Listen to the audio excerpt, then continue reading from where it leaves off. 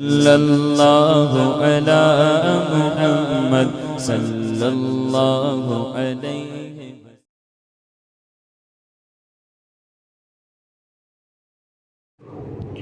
بسم اللہ الرحمن الرحیم نحمده ونصلی علی رسولہ الکریم اما بعد فاعوذ باللہ من الشیطان الرجیم بسم اللہ الرحمن الرحیم فیضان فارض علوم موضوع ہے اہل بیت اطہار۔ اہل بیت سے مراد کون ہیں؟ جمہور علماء کے نزدیک اہل بیت اطہار سے مراد امہات المؤمنین حضرت علی رضی اللہ تعالی عنہ، حضرت سیدتنا فاطمۃ الزہرا رضی اللہ تعالی عنہا اور حضرت سیدنا حسن رضی اللہ تعالی عنہ اور حضرت سیدنا حسین رضی اللہ تعالی عنہ، بلکہ تمام بنی ہاشم جو ہیں وہ رضی اللہ تعالی عنہم اجمعین اہل بیت ہیں۔ اہل بیت کہتے ہیں گھر والوں کو، لغوی معنی یہی ہے، بیت کہتے ہیں گھر، اہل والے گھر، تو نبی کریم صلی اللہ علیہ وسلم کا خاندان یہاں پر مراد ہے۔ بہرحال جو اہل بیت سے محبت نہ رکھے اس کا حکم شرعی۔ اہل بیت کرام رضی اللہ تعالیٰ عنہ مقتدیان اہل سنت ہیں، یعنی اہل سنت ان کی اقتداء کرتے ہیں۔ جو ان سے محبت نہ رکھے مردود ہے، ملعون ہے اور خارجی ہے۔ خارجی ایک خاص قسم کا فرقہ ہے جو کہ اہل بیت اطہار سے چڑھتا ہے، ان سے عداوت رکھتا ہے۔ خیر، اللہ ہم سب کو جو ہے ایمان و عافیت پر قائم و دائم رکھے۔ حضرت خدیجہ الکبریٰ رضی اللہ تعالی عنہا، حضرت ام عائشہ صدیقہ رضی اللہ تعالی عنہا، حضرت بی بی فاطمہ پاک رضی اللہ تعالی عنہا کے بارے میں اہل سنت کا کیا عقیدہ ہے۔ ام المؤمنین اما خدیجہ الکبریٰ رضی اللہ تعالی عنہا اور ام المؤمنین حضرت ام عائشہ صدیقہ رضی اللہ تعالی عنہا حضرت سیدہ پاک خاتون جنت رضی اللہ تعالی عنہ قطعی جنتی ہیں، اور انہیں بقیہ بنات مکرمات اور ازواج مطہرات رضی اللہ تعالی عنہ کو جو ہے تمام صحابیات پر فضیلت ہے۔ یعنی ان تین ہستیوں کو جن کا ذکر ابھی ہوا ہے، تو تمام جتنی بھی صحابیات خواتین گزری ہیں ان میں سے فضیلت یافتہ یہ تین ہیں، تین بزرگ خواتین ہیں۔ جو شخص حضرات حسنین کریمین کی شہادت کا انکار کرے اس کے بارے میں کیا حکم ہے؟ مراد یہ ہے کہ حضرت حسن رضی اللہ تعالیٰ عنہ، حضرت حسین رضی اللہ تعالیٰ عنہ۔ حضرات حسنین کریمین رضی اللہ تعالیٰ عنہما یقیناً اعلیٰ درجے کے شہداء کرام میں سے ہیں۔ ان میں کسی کی شہادت کا منکر گمراہ بددین اور خاسر ہے، یعنی خسارہ اٹھانے والا ہے۔ اہل بیت اطہار کے فضائل سنیے۔ اہل بیت اطہار کے کچھ فضائل درج ذیل ہیں۔ اہل بیت اطہار کے مطلقاً فضائل اگر سارے کے سارے جمع کرنے پہ آئیں تو ہم کون ہوتے ہیں؟ ہم اہل بیت اطہار کے یقین مانیں ہم کون ہوتے ہیں؟ ہم ان کے فضائل لکھنے بیٹھ گئے۔ اللہ اکبر! جس طرح ان کے جد امجد اور حضرت سیدنا میرے پیارے آقا صلی اللہ علیہ وسلم کی شان بلند ہے، اس طرح ان کی اولاد کی بھی شان بلند ہے۔ سبحان اللہ! ان کے حق میں آیات تطہیر نازل ہوئی۔ اللہ تعالیٰ ارشاد فرماتا ہے، انما یرید اللہ لیذہب عنکم الرجس اہل البیت ویطہرکم تطہیرا۔ اے اہل بیت اکرام، اللہ تعالیٰ تو یہی چاہتا ہے کہ تم سے ہر ناپاکی دور فرما دے اور تمہیں خوب پاک کر دے۔ نمبر 2، ان سے محبت کرنے کا قرآن مجید میں فرمایا گیا۔ اللہ تعالیٰ ارشاد فرماتا ہے، قُلْ لَا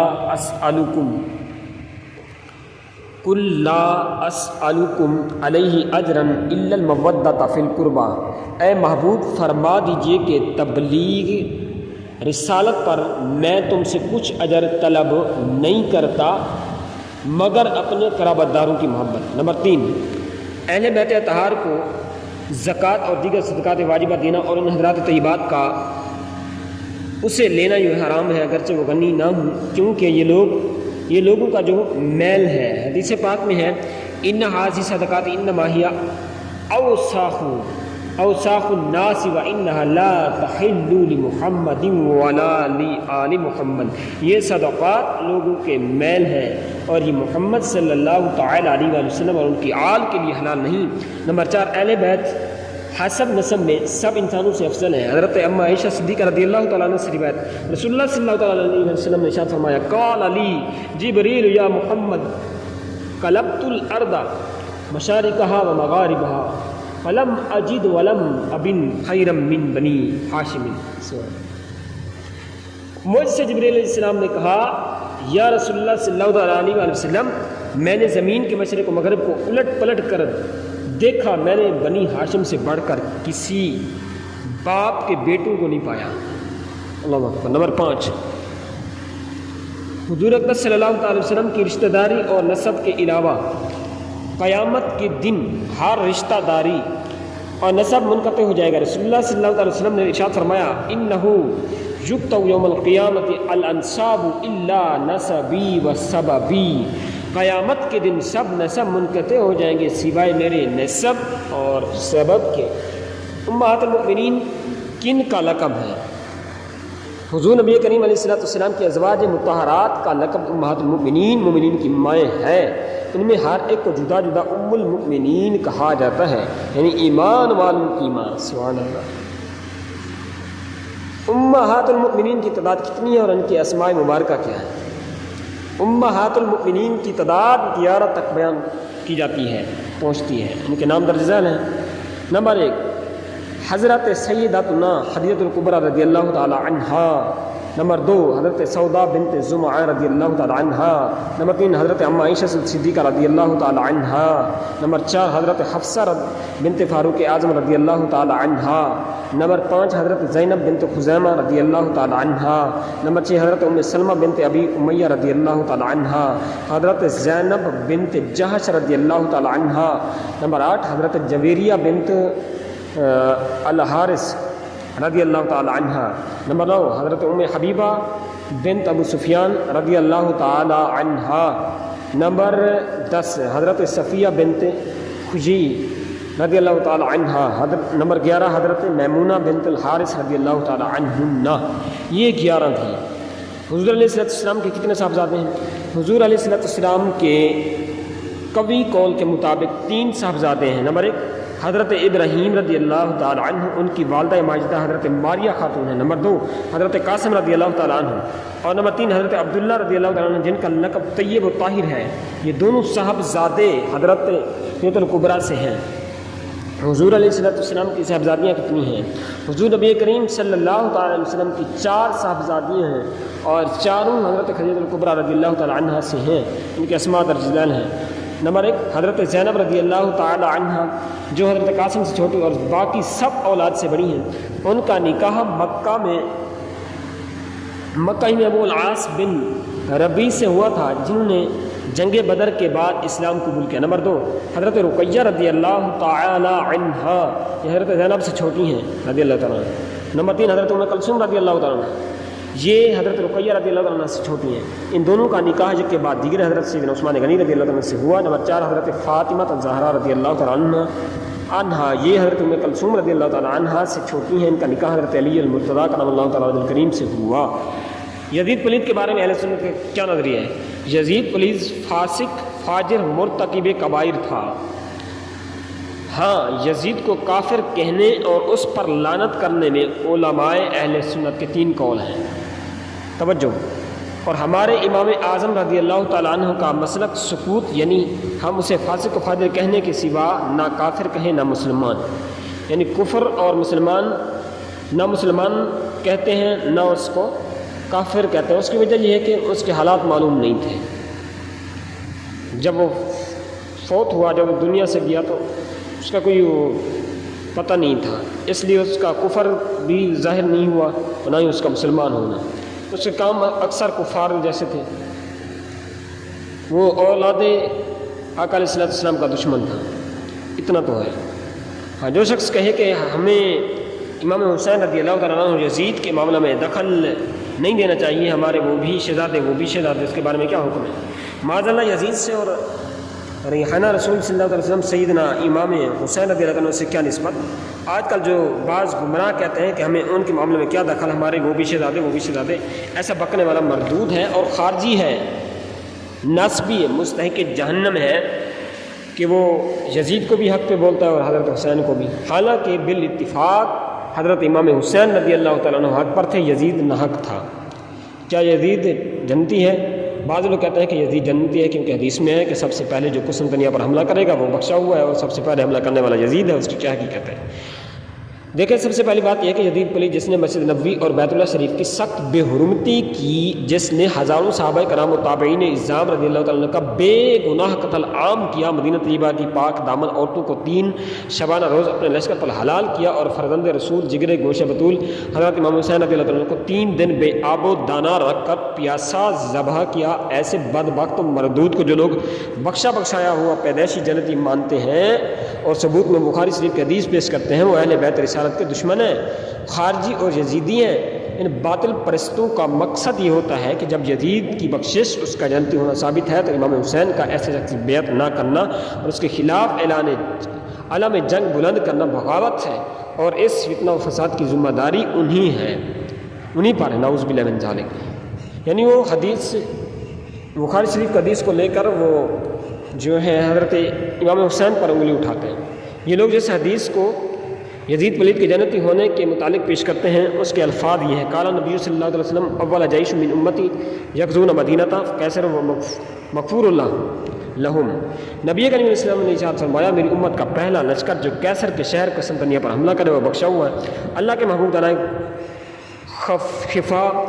خفا و عیوب اور غیوب جناب احمد مجتبی محمد مصطفیٰ صلی اللہ علیہ وسلم کا یہ فرمان بحق ہے، لیکن کیسر کے شہر قسطنطنیہ پر حملہ کرنے والا یزید ہے، ان کا یہ دعوت غلط ہے، اس لیے کہ یزید نے قسطنطنیہ پر کب حملہ کیا؟ اس کے بارے میں 4 اقوال ہیں، 49 ہجری، 50، 52 اور 55، جیسا کہ کامل ابن اسیر جلد سوم 131، الہدایہ و نہایہ جلد 8 صفحہ 23، عینی شرح بخاری جلد 14 اور اصابہ جلد 1 صفحہ نمبر 405 میں اس سے معلوم ہوا کہ یزید 49 ہجری سے 55 ہجری تک قسطنطنیہ کی جنگ میں شریک ہوا، چاہے سپہ سالار رہا ہو یا حضرت سفیان بن عوف سپہ سالار ہو، اور وہ معمولی سپاہی رہا ہو، مگر قسطنطنیہ پر اس سے پہلے حملہ ہو چکا تھا، جس کے سپہ سالار حضرت عبد الرحمن بن خالد بن ولید تھے، اور ان کے ساتھ حضرت ابو ایوب انصاری بھی تھے رضی اللہ عنہ، جیسا کہ ابو داؤد میں حدیث ہے۔ اور ان اسلم ابن ابی عمران قال غزونا من المدینہ نرید القسطنطنیہ وعلی الجماعۃ عبد الرحمن بن خالد بن ولید۔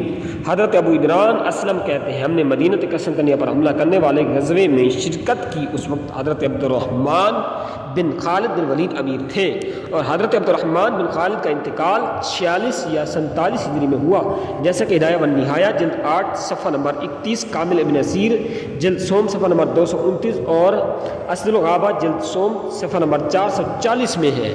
ابو داؤد کی روایت اور عبد الرحمن بن خالد کی تاریخ وفات کو ملانے سے معلوم ہوا کہ قسطنطنیہ پر 46 یا 47 ہجری میں پہلا حملہ ہوا۔